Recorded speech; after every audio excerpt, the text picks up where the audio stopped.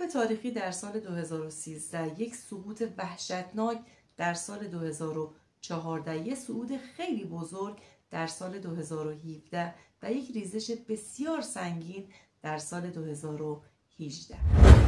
اینها تنها قسمتی از فراز و نشیب هایی هست که تو بازار بزرگ کریپتو وجود داره. به نظر شما این بالا و پایین شدن ها طبیعی هست و یا رازهای پنهان در پشت پرده وجود داره و آیا ما میتونیم با کشف این رازها بیشترین سود رو ببریم و بتونیم پیش بینی کنیم که در آینده چه اتفاقی میفته؟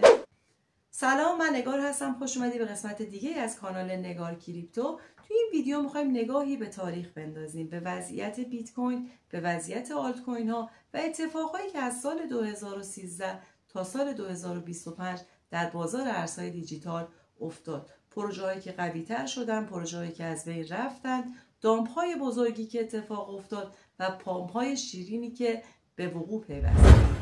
در انتهای ویدیو هم میخوایم بررسی داشته باشیم در مورد وضعیت فعلی بیت کوین، در مورد وضعیت آلت کوین ها، در مورد آلت سیزن سال 2025 که اتفاق میفته یا نمیفته و اگر اتفاق بیفته چه شباهت ها و تفاوت هایی با سالهای گذشته داره. تا آخر ویدیو با من همراه شو. سال 2013 نقطه شروعی بود برای ورود گسترده بیت کوین و آلت کوین ها به بازار جهانی. قیمت بیت کوین از $13 در ابتدای سال به بیش از $1100 در انتهای سال رسید که رشد باور نکردنی و نابی محسوب می شد. این افزایش قیمت شدید باعث جذب سرمایه‌گذارهای خرد و کلان به بازار ارز دیجیتال شد. سرمایه‌گذارها تو انجمن‌های متفاوتی مثل بیت کوین تاگ و ردیت دنبال فرصت‌های سودده بودند. در این وسط پامپ‌های هیجانی خیلی دیده می‌شد، ولی قوانین و چارچوب مشخصی وجود نداشت. سال 2014 رو باید سال بحران و سقوط بزرگ دونست. اوایل سال MTGOX که بزرگترین صرافی بیت کوین بود و بیش از 70% معاملات بیت کوین تو اون صرافی انجام میشد، هک شد و در نهایت اعلام ورشکستگی کرد. بیش از 850,000 بیت کوین از دست رفت که معادل میلیاردها دلار بود. این حادثه باعث سقوط قیمت بیت کوین از حدود $1100 به زیر $300 شد و بازار ارزهای دیجیتال وارد یک دوره زمستان طولانی شد. رسانه ها با تیترهای منفی و افشای کلاهبرداری های متعدد اعتماد عمومی به کل بازار رو از بین بردن. آلت کوین ها هم این وسط سقوط خیلی زیادی رو تجربه کردند. خیلی از پروژه ها عملا نابود شدند و سرمایه گذاران خرد از بازار خارج. این سقوط درس بزرگی به جامعه کریپتو داد. بدون امنیت و زیرساخت‌های قوی بازار پایدار نیست. در همین زمان پروژه هایی مثل اتریوم در حال شکل‌گیری بودند که قصد داشتن با قراردادهای هوشمند تحولی اساسی ایجاد کنند. این سال زمینه ساز بازسازی تکنولوژی و ایجاد پایه‌های جدیدی بود برای نسل بعدی ارزهای دیجیتال. سال 2015 رو میتونیم سالی بدونیم که بازار ارزهای دیجیتال از بحران سال قبل بیرون اومد و به سمت توسعه تکنولوژی‌های نوین حرکت کرد. مهمترین اتفاق این سال عرضه عمومی پلتفرم اتریوم بود که قابلیت قراردادهای هوشمند رو معرفی میکرد. قیمت بیت کوین به آرومی از کف $300 به حدود $430 رسید و روند بازار به سمت ثبات و توجه به کاربردهای واقعی تکنولوژی پیش رفت. پروژه‌های جدید با تمرکز بر روی حریم خصوصی، سرعت و مقیاس پذیری شکل گرفتند. مهمترین آلت کوین های سال 2015 مونرو و دش بودند که روی حفظ حریم خصوصی تراکنش ها تمرکز داشتند و به تدریج جایگاه خودشونو پیدا کردند. در این سال آلت سیزن به شکل هیجانی سال 2013 نبود، بلکه بیشتر روندی آروم داشت با پشتیبانی تکنولوژی که پایه‌های بازار پایدارتری رو تشکیل میداد. سال 2016 سال رشد نسبتاً آروم بیت کوین و آلت کوین ها بود. بیت کوین از حدود $430 به $900 رسید و پروژه‌های جدید، قراردادهای هوشمند و بلاکچین‌های نسل دوم به تدریج توسعه پیدا کردند. یکی از مهمترین رویدادهای این سال هک دائو بر بستر اتریوم بود. پروژه‌ای که نقص امنیتی اون منجر به از دست رفتن میلیون‌ها دلار سرمایه شد و باعث بحث‌های گسترده‌ای درباره امنیت قراردادهای هوشمند شد. همزمان مفهوم عرضه اولیه یا همون ICO شروع به شکل‌گیری کرد که روش جدیدی برای جذب سرمایه تو پروژه‌های بلاکچینی بود و به سرعت تو سالهای بعدی رشد کرد. بازار کم کم توجه خودشو از فقط بیت کوین به سمت پروژه‌های متنوع‌تر و کاربردی‌تر معطوف کرد. سال 2017 سال انفجار بزرگ بازار ارزهای دیجیتال بود. بیت کوین قیمت خودش رو از $900 به نزدیک $20,000 رسوند و آلت کوین ها هم رشدهای نجومی رو تجربه کردند. صدها پروژه ICO با وعده های بزرگ سرمایه های میلیارد دلاری جذب کردند. اتریوم، نئو، ترون، ایاس و خیلی پروژه های بزرگ وارد بازار شدند و شاهد پامپ های گسترده‌ای بودند. هیجان بازار به اوج خودش رسیده بود و سرمایه گذارهای خرد زیادی وارد بازار شدند، اما بیشتر سرمایه ها روی پروژه های ضعیف و بدون پشتوانه واقعی رفت. سال 2018 سال ترکیدن حباب بود. قیمت بیت کوین از $20,000 به حدود $3,200 سقوط کرد و خیلی از پروژه ها ورشکسته شدند. عوامل مهم سقوط شامل ترکیدن حباب ناشی از هیجانات بیش از حد بود، ورود قوانین سختگیرانه و افزایش بررسی‌های قانونی و مالی. سرمایه‌گذارهای خیلی زیادی ضرر کردند و بازار وارد دوره‌ای شد که به زمستان کریپتو معروفه، دوره طولانی از رکود و کاهش فعالیت. سال 2019 سال شروع بازسازی بازار بود. بیت کوین تا حدود $13,000 رشد کرد و پروژه های دیفای شروع به شکل‌گیری کردند. پروژه های مثل یونیسواب، میکرداو توجه زیادی رو جلب کردند و امکانات جدیدی برای وامدهی، تبادل و تامین نقدینگی به وجود آوردند. تمرکز بازار این بار به سمت کاربردی تر شدن تکنولوژی رفت و هیجانی که خیلی افراطی بود کمتر و کمتر شد. سال 2020 سالی پرتحرک بود. بحران کرونا باعث شد که دولت‌ها پول‌های زیادی رو چاپ کنند و این نقدینگی اضافی به بازار ارزهای دیجیتال وارد بشه. بیت کوین از $7,200 به حدود $30,000 رسید و پروژه‌های دیفای رشدهای انفجاری داشتند. پروژه‌هایی مثل اوه و کامپند به پروژه‌های کلیدی تبدیل شدند و این سال شاهد یک آلت سیزن متمرکز بر دیفای بود. سال 2021 بازار وارد فاز جدیدی شد. بیت کوین به رکورد تاریخی $69,000 رسید و آلت کوین ها رشدهای چشمگیری داشتند. NFT ها ناگهان محبوب شدند و پروژه‌های متاورس مثل اکسی اینفینیتی و دیسنترالند رشدهای خوبی رو تجربه کردند. شبکه‌های جدید مثل سولانا و پالیکان با سرعت بالا محبوب شدند و سرمایه‌های زیادی وارد این بخش‌ها شد. سال 2022 سال بحران بزرگ بازار بود. سقوط پروژه‌های ترا و لونا و شکستگی صرافی FTX و افشاگری‌های فساد باعث شد که قیمت بیت کوین به $16,000 سقوط کنه. اعتماد عمومی بازار به شدت آسیب دید و زمستان کریپتو عمیق‌تر شد. سال 2023 با رشد مجدد بازار همراه بود. بیت کوین تا حدود $35,000 رسید و پروژه های لایه 2 مثل آربیتروم رشد کردند. توجه به پروژه های هوش مصنوعی و وب3 افزایش پیدا کرد و ETF های بیت کوین برخی از محدودیت ها رو کاهش دادند. سال 2024 با هاوینگ بیت کوین شروع شد که عرضه رو کاهش داد و معمولا این اتفاق باعث رشد قیمت میشه. سرمایه‌گذارهای سنتی و نهادهای مالی بزرگ وارد بازار شدند و آلت کوین هایی مثل سولانا و آواکس رشدهای قابل توجهی داشتند.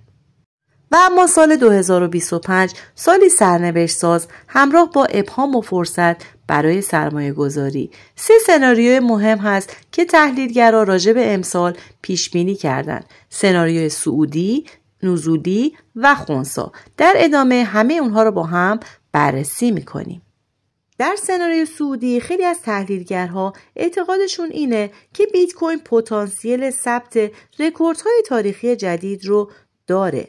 برخی از این پیشبینی‌ها حاکی از اینه که با ادامه پذیرش نهادی و ورود سرمایه‌های کلان برای خرید بیت کوین، قیمت بیت کوین میتونه تا اواسط سال به حدود $120,000 و حتی تا پایان سال به نزدیک $200,000 برسه.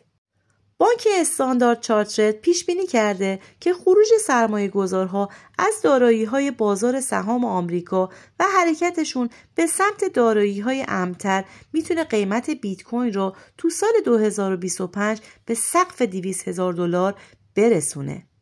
از طرفی مؤسسه‌های مثل فانسترات پیش‌بینی‌های خیلی خوشبینانه‌ای راجع به قیمت بیت کوین دادن. خیلی از تحلیلگرها تو اون زمینه پیش‌بینی قیمت بیت کوین رو تو محدوده 180 تا $250,000 دیدن.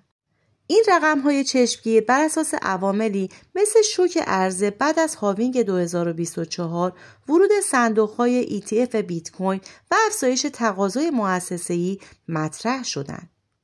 بر اساس یکی از همین تحلیل‌ها اگه تقاضای مؤسسه‌ای و شرایط اقتصاد کلان کاملا مساعد باشه، حتی رسیدن بیت کوین به $200,000 هم دور از ذهن نیست.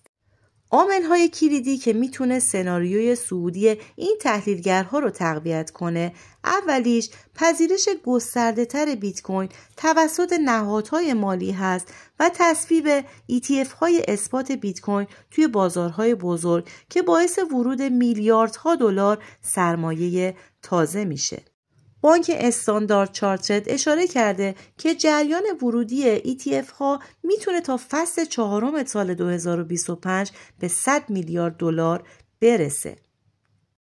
دومی عامل مهم نقش رویداد هاوینگ هست، یعنی نصف شدن پاداش استخراج تو سال 2024 که عرضه بیت کوین رو محدودتر کرده و از نظر تاریخی معمولاً حدوداً 1 سال بعد از اون رشدهای قیمتی قابل توجهی رخ داده. و در نهایت عامل سوم بی‌ثباتی اقتصاد جهانی و تورم هست که بیت کوین از دید خیلی از تحلیلگرها میتونه به عنوان پوشش ریسک تورم و جایگزینی برای طلا عمل کنه. بانک استاندارد چارترد تاکید داره که در صورت تزلزل نظام مالی، بیت کوین میتونه پوشش بهتری نسبت به طلا برای مقابله با تورم ارائه بده. همه این عوامل با افزایش تمایل سرمایه‌گذاران به دارایی‌های غیر متمرکز چشمانداز روشنی برای بیت کوین در سناریوی صعودی ترسیم کردند. سوالی که خیلی مهم و مطرح هست این هستش که تو پیشبینی صعودی بازار برای آلت کوین ها چه اتفاقی میفته. تو یک سناریوی صعودی نه تنها بیت کوین بلکه آلت کوین های مطرح هم رشدهای چشمگیر رو تجربه میکنن. تاریخچه بازار نشون میده که تو دوران رونق رمز ارزها بعد از پیشتازی بیت کوین موجی از افزایش قیمت میره به سراغ آلت کوین ها که به اون ما اصطلاحاً آلت سیزن میگیم.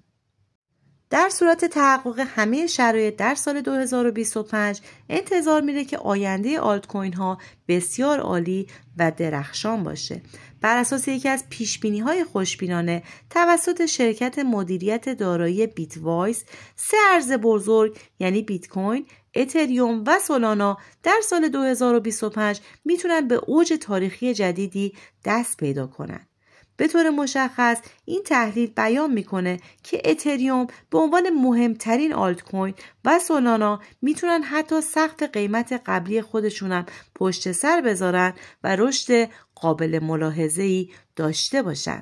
در سناریوی خیلی خوشبینانه قیمت اتریوم رو بالای $10,000 متصور شدن، هرچند که چنین ارقامی همیشه محل اختلاف تحلیلگرهای بزرگ بازار هست. اما در کل در بازار کاملا سعودی آینده آلت کوین ها رو اینطور دیدن که اکثر پروژه های معتبر و دارای پشتوانه فنی قوی رکوردهای قیمتی تازه‌ای بزنن و ارزش بازار تجمعی آلت کوین ها جهش پیدا کنه. یکی از عوامل مهمی که میتونه باعث جهش آلت کوین ها بشه ورود سرمایه های سازمانی و ابزارهای مالی جدید برای آلت کوین هاست. به عنوان مثال تحلیلگرهای بلومبرگ پیش بینی کردند که بعد از موفقیت ETF های بیت کوین احتمال تایید و عرضه ETF برای آلت کوین های مطرح هم بالا رفته. یکی از کارشناسای ارشد بلومبرگ گفته که احتمالاً تا اوایل سال 2025 ده‌ها صندوق قابل معامله مرتبط با آلت کوین ها مثل ETF های سولانا، ریپل، لایت کوین و حتی سبدی از چند تا رمز ارز تایید و روانه بازار میشن. به گفته اون هجوم این صندوق ها میتونه بازار رمز ارزها رو خیلی پرهیجان کنه، به شرط اینکه اتفاق منفی بزرگی رخ نده. ادامه نوآوری‌ها در حوزه بلاکچین از جمله ارتقاهای شبکه اتریوم برای کاهش کارمزد و بهبود مقیاس پذیری یا ترندهای جدیدی مثل توکن‌های مرتبط با هوش مصنوعی و وب تیری میتونه نظریه رشد آلت کوین ها رو تو سال 2025 تقویت کنه. بیت وایس پیش بینی کرده بود که تو سال 2025 موج جدیدی از توکن های میم و مبتنی بر هوش مصنوعی ظهور میکنن که حتی میتونن تب سال 2024 رو پشت سر بگذارن. اینطور روندی اگر اتفاق بیفته نقدینگی خیلی زیادی به سمت آلت کوین های کوچیکتر سرازیر میشه. همونطور که همه ما میدونیم هیچ روند صعودی تضمین شده نیست و همیشه این احتمال وجود داره که بازار با سناریوی نزولی روبرو بشه. برای بیت کوین این احتمال میتونه به معنی اصلاح قیمت جدی و حتی سقوط‌های شدید باشه. توی بدبینانه ترین پیشبینی ها یه سری از تحلیلگران هشدار دادن که بیت کوین ممکنه بخش عمده‌ای از ارزش خودش رو از دست بده. مایک مکگلون استراتژیست ارشد بلومبرگ دیدگاهی خیلی محافظه‌کارانه داشته. از نظر اون بیت کوین میتونه به قیمت $10,000 سقوط کنه. اون اعتقاد داره که رشد اخیر بیت کوین پایدار نبوده و بیشتر حاصل موج‌های سفته بازی و همبستگی با بازار سهام آمریکا بوده. در نتیجه بازگشت به میانگین ساده میتونه قیمت رو به محدوده $10,000 برسونه. از نظر اون بیت کوین در مقایسه با دارایی‌های امن سنتی مثل طلا یا اوراق خیلی پرنوسان‌تره. در سالهای 2024 و 2025 3 برابر طلا نوسان داشته که این باعث شده که اون رو شبیه دارایی سفته بازی ببینیم تا پناهگاهی امن. از نظر اون رسیدن قیمت به حدود $100,000 و راه اندازی ETF های بیت کوین در سال 2025 میتونه شبیه یک اوج هیجانی مقطعی باشه که معمولاً قبل از ریزش های بزرگ اتفاق میفته. به تعبیر اون عرضه ETF های بزرگ اغلب مصادف با قله بازاره. جالب اینجاست که منتقدهای قدیمی بیت کوین مثل پیتر شیف هم با این دیدگاه هم نظرن و از نظر اونها بیت کوین ممکنه تا $10,000 سقوط کنه. این تحلیلگرها عوامل مختلفی رو برای پیشبینی که داشتن در نظر گرفتن. یکی از مهمترین عوامل وضعیت اقتصاد کلانه. اگر اقتصاد جهانی توی سال 2025 دچار رکود بشه یا برخی بانک‌های مرکزی سیاست‌های انقباضی شدید مثل افزایش نرخ بهره رو پیگیری کنن، بازارهای پرریسک مثل سهام و رمز ارزها تحت فشار قرار می‌گیرن. در چنین وضعیتی ممکنه سرمایه‌گذارها از بیت کوین به سمت دارایی‌های امن‌تر مثل اوراق قرضه یا طلا حرکت کنند. مکگلون به عملکرد قوی اونس طلا تو سال 2025 اشاره کرده که به اوج تاریخی $3,500 رسیده و اینو نشونه از برتری طلا بر بیت کوین به عنوان پوشش ریسک میدونه. عامل مهم دیگه ریسک‌های نظارتی و قانونیه.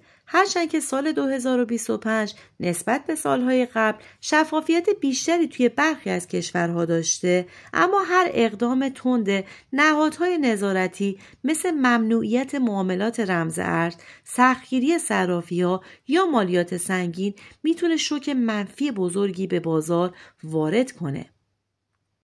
به عنوان مثال اگر ایالات متحده یا اتحادیه اروپا بیاد مقررات سختگیرانه تری علیه استفاده از رمز ارزها وضع کنه، تقاضای سرمایه گذاران به شدت کاهش پیدا میکنه. علاوه بر همه اینها یه سری اتفاقها هست که قابل پیش بینی نیست، مثل ورشکست یک صرافی بزرگ، هک گسترده یک پلتفرم یا افشای یک تقلب بزرگ، مثل چیزی که تو صرافی FTX تو سال 2022 دیدیم که باعث شد که اعتماد بازار از بین بره و فروش‌های وحشت‌زده‌ای اتفاق بیفته. به صورت تاریخی هم بیت کوین سابقه افت‌های سنگین رو داره. برای مثال تو زمستون سال 2018 بیش از 80% از اوج خودش سقوط کرد. بنابراین سقوط مثلا از محدوده $100,000 به زیر $20,000 علیرغم بعید بودن سناریوی غیر ممکن تلقی نمیشه.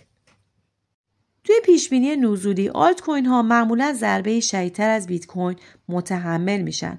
بازار آلت کوین ها تو دوره‌های رکودی گذشته نشون داده که بسیاری از این دارایی ها ممکنه بخش اعظم ارزش خودشونو از دست بدن و حتی برخی از پروژه های ضعیف عملاً نابود بشن. از نظر عده‌ای از صاحب نظرهای مالی بیشتر آلت کوین هایی که میبینیم توی بلند مدت ارزشمند نمیمونن. مدیر یکی از صندوق‌های سرمایه‌گذاری رمز ارزها گفته که 99.99% از توکن‌های موجود در نهایت صفر میشن و تنها 100 پروژه باقی میمونه که کیفیت و ارزش واقعی دارن. این دیدگاه بدبینانه که تو اوایل سال 2025 مطرح شد بر اساس مشاهده خیلی عظیم توکن‌های بی‌مصرف و ثبت بازی بنا شده. تو این تحلیل اومده که حدود 40 میلیون توکن در اکوسیستم کریپتو وجود داره که یک سرمایه‌گذار حرفه‌ای به راحتی میتونه از بین اونها بازنده‌های بزرگ رو حذف کنه و فقط تعداد بسیار محدودی رو شایسته سرمایه‌گذاری بدونه. همچنین اشاره شده که برای حفظ قیمت‌های کنونی آلت کوین های برتر در چند سال آینده نیاز هست به تزریق صدها میلیارد دلار سرمایه تازه، در حالی که عرضه ناشی از آزادسازی توکن های قفل شده میتونه فشار فروش زیادی رو ایجاد کنه. در نهایت با نبود تقاضای کافی یک بازار خرسی طولانی مدت آلت کوین ها ادامه پیدا کنه و خیلی از آلت کوین ها رو به مرگ نزدیک کنه. حالت سومی که وجود داره پیشبینی خنثی هست برای بیت کوین در سال 2025. تو این نظریه نه جهش خارق العاده اتفاق میفته نه سقوط سنگینی. بیت کوین ممکنه با نوسانات نسبی سال 2025 رو تو محدوده نسبتاً نزدیک به قیمت‌های فعلی به پایان برسونه. خیلی از مؤسسات مالی در کنار پیشبینی‌های تند صعودی یا نزولی یک برآورد میانگین یا محافظه‌کارانه ارائه دادن. جی پی مورگان قیمتی رو که پیش بینی کرده برای بیت کوین در اواخر سال 2025 $145,000 هست. و در نهایت عده زیادی از تحلیلگرایی که موافق نظریه خنثی هستند قیمتی در محدوده 120 تا $150,000 رو برای بیت کوین پیش بینی می‌کنند. نظریه‌های مختلف رو بررسی کردیم، اما اتفاقی که وجود داره این هستش که هیچ نظریه قطعی نمیتونه باشه و بهترین کار این هستش که ما احتیاط لازم رو داشته باشیم و مراقب سرمایه خودمون باشیم. خب دوستان امیدوارم خسته نشده باشین. ویدیو بعدی ما در ارتباط با پروژه‌های مشکوک سال 2025 هست، تشخیص شت کوین ها و تفاوت اونها با پروژه‌های واقعی. امیدوارم که با لایک و کامنت و سابسکرایب از کانال من حمایت کنی. تا ویدیو بعدی شما رو به خدای بزرگ میسپارم.